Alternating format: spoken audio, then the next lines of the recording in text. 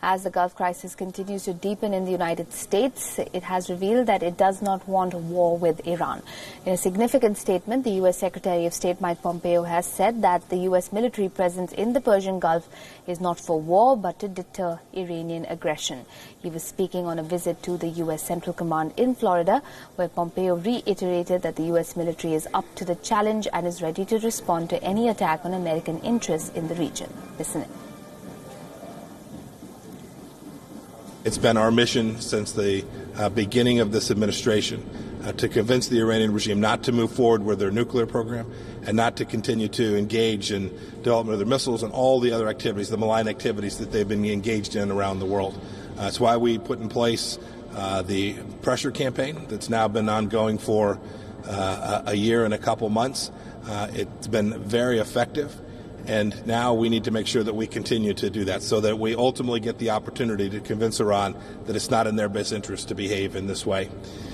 We all have to remember this isn't just 2.5 years or 5 years. This is 40 years of Iranian activity that has led us to this point.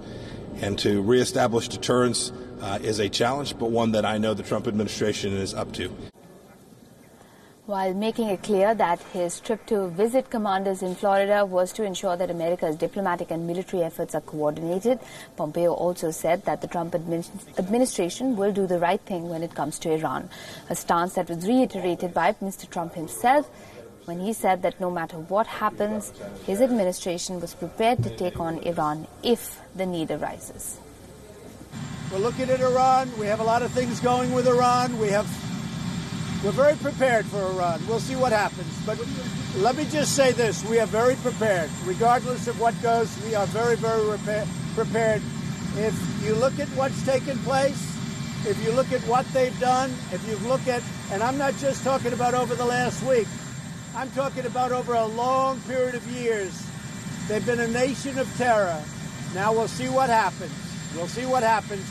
They are a much different country today than they were 2.5 years ago when I came into office. When President Obama signed that horrible deal, they were screaming death to America. I haven't been hearing that lately. Now, interestingly, these remarks come at a time when the U.S. military is sending 1,000 additional U.S. troops and military resources to the Middle East. They say it's purely for defensive purposes to address air, naval and ground-based threats in the Middle East. Now, shortly before the announcement, the Pentagon had released a detailed set of photos claiming to show Iranian boats removing a mine from one of the 2 tankers that was attacked in the Gulf of Oman on the 13th of June. Tehran has vigorously denied that charge.